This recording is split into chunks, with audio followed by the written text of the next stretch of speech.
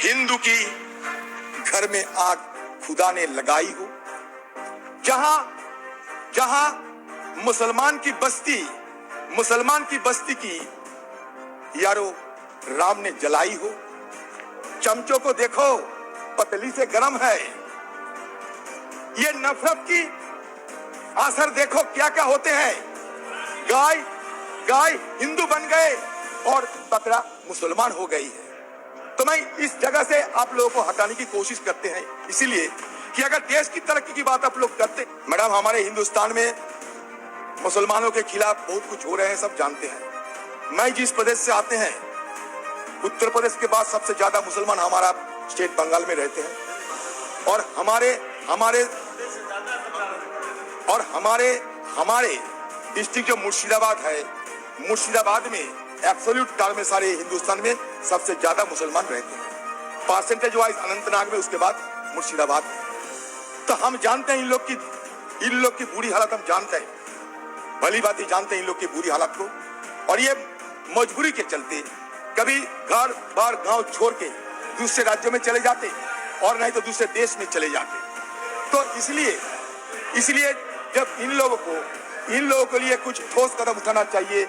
ये सरकार इन लोगों के साथ पता नहीं क्यों ऐसा विरोध करते हैं। शायद इन लोगों को पता नहीं हिंदुस्तान के इतिहास में मुसलमान लोगों की योगदान क्या है, शायद इन लोगों का पता नहीं है। अगर होते तो ऐसा नहीं करते। अगर फर्स्ट वॉर ऑफ इंडिपेंडेंस से लेके हमारे हिंदुस्तान की आजादी तक अगर देखा जाए तो सारे दशकों से 1857 से शुरू करके हजरत महल, नवाब सिराजुद्दौला से लेकर अशफाक उल्लाह और आजादी की बात मौलाना अबुल कलाम आजाद, सबको देखो। आप खान अब्दुल गफ्फार खान को देखो।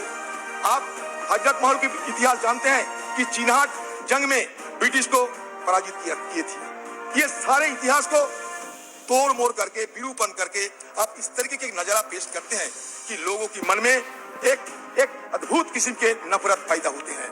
मैं सिर्फ इन लोगों को समझाने के लिए कहना चाहते हैं, ऐसे किसी मिसाल जमाने ने पाई हो जहां हिंदू की घर में आग खुदा ने लगाई हो, जहां मुसलमान की बस्ती की यारो राम ने जलाई हो और गुरु नानक ने सिर्फ सिखों को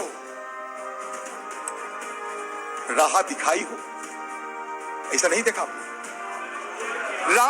राम कहिए, रहीम कहिए, गुरु नानक कहिए, यीशु कहिए, सब नरम है। चमचों को देखो पतली से गरम है। ये नफरत की असर देखो क्या क्या होते हैं। गाय हिंदू बन गए और बकरा मुसलमान हो गई।